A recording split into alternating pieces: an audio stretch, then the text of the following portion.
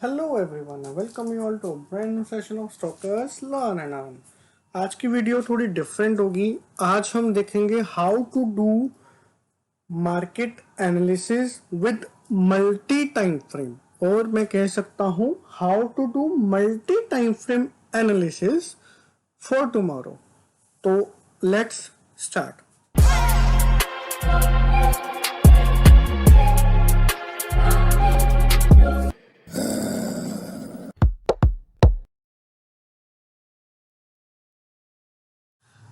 ये कुछ स्टॉक्स हैं, ये निफ्टी, बैंक निफ्टी, फ्यूचर्स छोड़ दीजिए, सुपर सेटअप्स हैं BPCL, Sun Pharma and HDFC bank for tomorrow. अब इसको ट्रेड कैसे कर सकते हैं? लोग क्या करते हैं, लोग फोर स्क्रीन सेटअप यूज करते हैं, बट वो क्या करते हैं, एक में निफ्टी खोल लेंगे, एक में एचडीएफसी बैंक खोल लेंगे, एक में बीपीसीएल खोल लेंगे, एक में सन फार्मा खोल लेंगे। वो ऐसे वर्क करता है। मैं क्या करता हूं, एक ही स्टॉक को डिफरेंट टाइम फ्रेम्स में देखता हूं।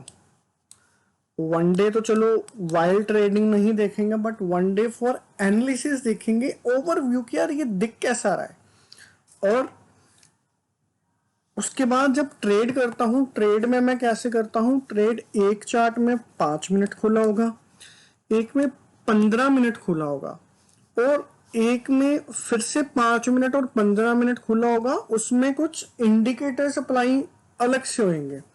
और कई बार क्या होता है, जैसे निफ्टी है, निफ्टी में हैवी वेटेड स्टॉक कौन सा है सबसे ज्यादा? रिलायंस। तो मैं क्या करूंगा, रिलायंस का 5 मिनट और 15 मिनट मैं दो स्क्रीन में खोल के ओवरव्यू लूंगा कि यार वो कर क्या रहा है। या एक साथ में टीसीएस खोल लूंगा। अगर बैंक निफ्टी कर रहा हूं तो एक साइड पे एचडीएफसी खोल लूंगा और एक साइड पे आईसीआईसीआई खोल लूंगा। तो this is how I work and this is how should you work. तो आज हम मल्टी टाइम फ्रेम एनालिसिस देखते हैं कैसे कर सकते हैं। पहले वन डे पे देखेंगे। वन डे पे सिर्फ और सिर्फ दो मूविंग एवरेजेस हमें चाहिए होती हैं, 50 एंड 200। ये सिर्फ एक ओवरव्यू देखने के लिए कि ये बहुत इंपॉर्टेंट मूविंग एवरेजेस है। 200 बहुत रेयर कोई स्टॉक 200 पे आता है। Nifty because of the Russian war break तो किया बट सस्टेन नहीं कर पाया। वो फिर से अब ऊपर क्लोजिंग दे चुका है और ये हमें 50 के ऊपर भी क्लोजिंग देने वाला है। तो बहुत अच्छे लेवल पे है। वन डे में हमने ओवरव्यू देख लिया कि मार्केट क्या है। मार्केट अभी बुलिश है, ठीक है। वन डे में सिर्फ इतना देखना, वैसे तो वन डे ना भी देखेंगे तो चलता है। अब उससे छोटा टाइम फ्रेम कौन सा देखना है? 1 आवर। इस पे भी लेवल से नहीं बनाने। कई क्या कर रहे हैं कि कई क्या करते हैं, कई वन डे में लेवल बना रहे होते हैं, कई इसमें देख रहे होते हैं कि हाँ भाई अगर मुझे इसका ब्रेकआउट आएगा, इम्पोर्टेंट लेवल अगर मैं बोलूँ तो ये इम्पोर्टेंट लेवल है। अगर इसका ब्रेकआउट, भाई इसका ब्रेकआउट तो ऑलरेडी आ चुका है, अब क्या करेगा? एक दिन वेट करेगा, इसका ब्रेकआउट होएगा, अगले दिन वो फिर से रिट्रेसमेंट के लिए आ जाए, फिर से वो ब्रेकआउट दे।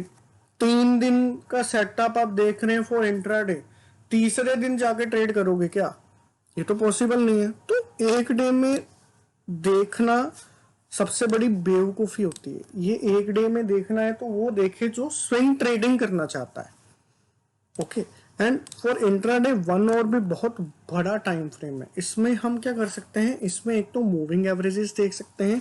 जैसे ईएमए 200 के ऊपर आ चुका है, ईएमए 50 भी ऊपर आ रही है, या कोई बहुत इंपॉर्टेंट जोन हम ट्रेड कर सकते हैं। जैसे प्रीवियसली, अभी तो कोई इंपॉर्टेंट जोन नहीं है, बट ये दिख रहा था यार ये इंपॉर्टेंट जोन है, ये इतना सा। और सी उसने उस जोन को as an engulfing candle break किया है, ठीक है। इस पर लेवल्स नहीं बनाने हैं। या लेवल्स में देख सकता हूँ कि हाँ यार आगे 17,200 मेरे लिए एक इम्पोर्टेंट लेवल है, इसको यहीं पे छोड़ देंगे। अब उसके बाद आएंगे 15 मिनट पे, ये आपके सामने लेवल्स ऑलरेडी बना रखे हैं मैंने। इसमें क्या हुआ, आज gap up opening, gap fill करने की कोशिश और ऑलमोस्ट हो भी चुका था।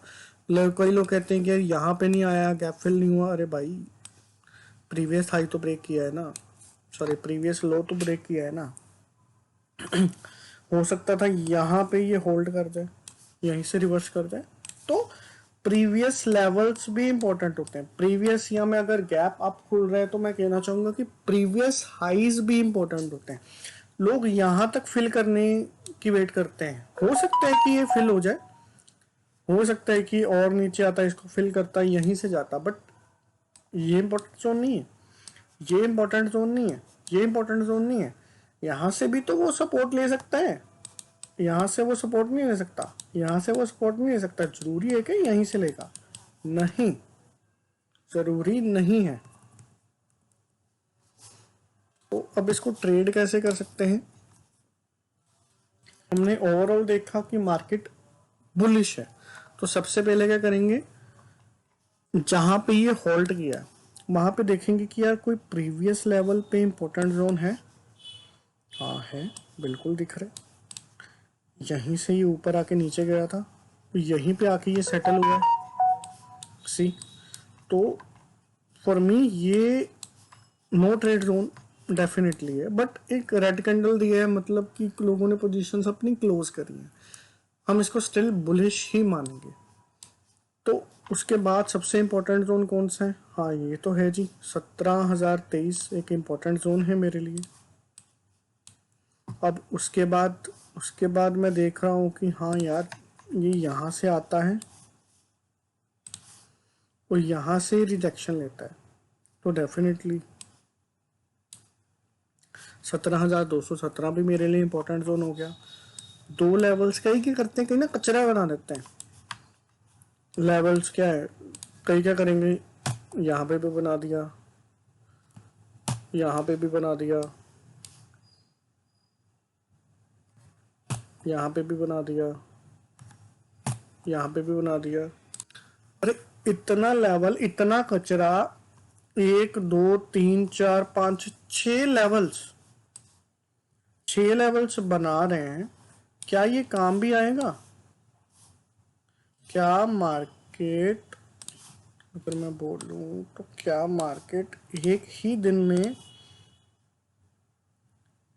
इतना बढ़ जाएगा? 440 पॉइंट बढ़ जाएगा? बढ़ तो सकता है, आज तो बढ़ा है, बट ये क्या कचरे, इस कचरे में कुछ समझ आएगा? मेरे को तो नहीं आएगा। तो हमें क्या करना चाहिए, हमें मैक्सिमम ऊपर की तरफ 2 लेवल्स और नीचे की तरफ 2 लेवल्स, चार्ट जितने क्लीन होंगे उतना ही ज्यादा आपको अच्छे से दिख पाएगा। ये देखिए, वो कचरा अच्छा लग रहा था या ये अच्छा लग रहा है? अब अगर इसको ब्रेक करता है, मैं हाई क्वांटिटी में ये एक स्कैल्प ट्रेड ले लूँगा, ठीक है, कि हाँ मैं 3 या 4 लॉट में मैं ये, अगर इसको ब्रेक कर रहे तो ये तो आ जाएगा, 10-15 हज़ार तो मैं प्रॉफिट में आ ही जाऊँगा। अब उसके बाद 2 लॉट यहाँ पे एग्जिट कर दो, 2 लॉट इस पे एग्जिट करो, या 1 लॉट इस पे एग्जिट कर दो, 1 लॉट इस पे एग्जिट कर दो। ये डिपेंड करता है हम पे। यहाँ पे 4 लॉट एग्जीक्यूट किए, यहाँ पे 4 लॉट एग्जीक्यूट किए, ये स्कैल्प ट्रेड था, मुझे पता है बहुत छोटा टारगेट है, नहीं लेना चाहिए, बट मिल रहा है तो क्यों छोड़ना। 2 लॉट यहाँ पे एग्जिट किए, अगर ये यहीं से ऊपर आके ये रिवर्स मारता है, 2 लॉट यहाँ पे एग्जिट करो, नो प्रॉफिट नो लॉस, और maybe you will be in to some profit definitely. तो छोड़ना क्यों है? कई लोग कहते हैं कि बहुत स्मॉल टारगेट है, स्मॉल टारगेट नहीं लेना चाहिए, स्कैल्प ट्रेड नहीं करना चाहिए। क्यों नहीं करना चाहिए, मुझे ये समझ नहीं आती। अगर मैं इस लेवल के ब्रेक होने पे मैं 2 लॉट में ट्रेड करूंगा, ये मुझे पता है, तो ये भी क्यों छोड़ूं, ये जोन क्यों छोड़ू? मैं 4 लॉट लेता हूँ, 2 लॉट अपने रूल्स के हिसाब से चलूंगा, 2 लॉट यहाँ पे एग्जिट कर दो, एक लोड यहाँ पे एग्जिट करो, एक लोड यहाँ से ही एग्जिट करो, दो लोड तो मैं वैसे भी लेने वाला था। तो this is how we are going to trade. ऊपर की तरफ 3 लेवल्स, नीचे की तरफ 3 लेवल्स, नीट एंड क्लीन। अब 5 मिनट में स्विच करके इसको कल मैं ट्रेड करूंगा। बैंक निफ्टी में 1 डे टाइम फ्रेम पे देखूं तो ये अपनी EMA 200 को ब्रेक नहीं कर पाया है। EMA 200 को ये ब्रेक नहीं किया है। कल का दिन बहुत इंपॉर्टेंट है, हो सकता है यहीं से रिवर्स हो जाए, हो सकता है ब्रेक करेगा। निफ्टी ऑलरेडी कर चुका है, बैंक निफ्टी अभी कर रहा है। ये मेंटालिटी हो गई हमारी। अब 1 आवर में देखूंगा किसी इंपॉर्टेंट जोन में है क्या। 1 आवर में भी EMA 200 के नीचे है कि अगर ब्रेक करता है, हमने देखा था EMA 200 ब्रेक हुई थी 1 आवर में, तो बूम कितना बड़ा मोमेंटम मिला था। एंड ये किसी इम्पोर्टेंट जोन के आसपास तो है। मैं देख रहा हूँ कि यार ये जो जोन है ना, ये जोन इसके लिए क्रूशियल हो जाएगा। EMA 200 भी आ रही है, अब इसको ब्रेक करेगा तो डेफिनेटली हो सकता है यहाँ पे आए, हो सकता है यहाँ पे आए। मीन्स कि मेरे पास 2 लेवल है, 36,200 और 36,552। इसको हम रिफाइन करेंगे। रिफाइन किस में करेंगे? 15 मिनट में।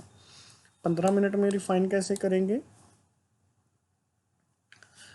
इसका ऊपर की तरफ ब्रेकआउट, टारगेट 1, टारगेट 2। अब देखो इसमें स्मॉल टारगेट नहीं है, स्कैल्प ट्रेड नहीं कर रहे, क्योंकि हम एग्जैक्टली पता है ये मिलेगा तो ये टारगेट, ये टारगेट, अब नीचे की तरफ ये टारगेट। हम स्कैल्पिंग नहीं कर रहे हैं, बट ये ध्यान रखना EMA 50 भी 15 मिनट में क्रूशियल है और EMA 200 भी आ रही है। हो सकता है कि ये नीचे आए, यहाँ पे आए, EMA 200 तब तक यहाँ पे आ जाए और ये यहीं से रिवर्स हो जाए, आपका टारगेट तो आपको मिले ही ना। तो EMAs भी बहुत इंपॉर्टेंट जोन और इम्पोर्टेंट लेवल अपना दर्शाती हैं। ये तो होगी इंडेक्सेस। अब क्या हम स्टॉक्स में भी सेम चीज़ कर सकते हैं? यस, डेफिनेटली कर सकते हैं। ये देखिए BPCL, क्या ये इम्पोर्टेंट जोन में है? मैं देख रहा हूँ कि 362 जब तक ये ब्रेक नहीं करता ना, तब तक बहुत बड़ा मोमेंटम इसमें एक्सपेक्ट नहीं कर रहा। और ये एक इनसाइड इनटू अ जोन में कह सकता हूँ 4 दिन में ये इसी रेंज में है, 352 361। मीन्स 11 पॉइंट्स का एक ये जोन बना रखा है। बट ओवरऑल ये बुलिश है, बुलिश रीटेस्ट अगेन बुलिश। ये एक वे पैटर्न अपना जो रिस्पेक्ट कर होना चाहिए वो रिस्पेक्ट कर रहा है। अब 1 आवर में अगर मैं देखूं तो 1 आवर में भी भाई साहब EMA 200 इम्पोर्टेंट है। रिवर्स होता है, ऊपर आया है। अब अगर इसको ब्रेक करता है 363 का हमें टारगेट मिल सकता है। ओके, EMA 1 आवर में भी है, EMA 1 डे में भी है, बट EMA 50 एंड 200 15 मिनट्स में नीचे है। तो इसको ट्रेड कैसे करेंगे? ये एक शोल्डर हेड, क्या ये इन्वर्टेड हेड एंड शोल्डर है? इन्वर्टेड हेड एंड शोल्डर ये बना रहा है। तो इन्वर्टेड हेड एंड शोल्डर कुछ नहीं होता, ये क्या, ये फॉल्स ब्रेकआउट है। ये क्या हुआ है? ये जो यहाँ से हुआ है ना, ये जो नीचे गया है, ये कुछ नहीं हुआ, ये फॉल्स ब्रेकआउट है। मीन्स कि बुल्स यहाँ पे जीते हैं, बियर्स इसमें हारे हैं। बियर्स मार्केट को नीचे ले जाना चाहते थे बट वो नीचे ले जा नहीं पाए। अब अगर इसको ब्रेक करता है तो मैं, ये मेरा टारगेट 1, ये मेरा टारगेट 2 है। अब कई लोग पूछते हैं कि सर यही क्यों, यहाँ टारगेट क्यों नहीं सेट किया, 361 में सेट क्यों नहीं किया? यहाँ से ये रिवर्स आया है, यहाँ से ये गैप अप ओपनिंग होके रिवर्स आया, तो मेरे लिए ये इम्पोर्टेंट जोन है, ना कि ये। चलिए सन फार्मा देख लेते हैं। सन फार्मा में देख रहा हूँ कि market was bullish, now it is consolidating. Means कि ना ये अपसाइड है ना ये डाउन साइड है, ये पिछले 3 दिन से कंसोलिडेशन हो रही है, बहुत बड़ा ब्रेकआउट देके। और प्रीवियसली भी यहीं से नीचे गिरा था, तो इट मीन्स कि 904 और 3 इम्पोर्टेंट जोन है सन फार्मा के लिए। ये आइडिया मिला। 1 और में क्या मुझे कुछ दिख रहा है? क्या मैं इसमें रिफाइनिंग कुछ कर सकता हूँ? नहीं, सेम लेवल है, 906 तक गया है, but still 900 is an important level. 50 minute में स्विच करते हैं और देखते हैं कि ये एक lower low and lower high pattern बना रहा है। EMA 50 के ऊपर है और EMA 200 काफ़ी पास है। इस जोन का ब्रेकआउट EMA 200 भी अगर इनगल्फिंग कैंडल के साथ ब्रेक करता है, टारगेट 1, टारगेट 2, और क्या हो सकता है, यहाँ से आए, इसको ब्रेक करे, टारगेट 1, टारगेट 2, टारगेट 3, बहुत अच्छे लेवल पे दिख रहा है। चलिए अगला स्टॉक है HDFC bank as bank Nifty. ये भी बहुत क्रूशियल जोन है। अगर बैंक निफ्टी कुछ करेगा तो ये भी करेगा डेफिनेटली। मैं इसमें देख रहा हूँ कि इसकी EMS बहुत पास है, तो ये होल्ड कर सकता है। कौन से लेवल में?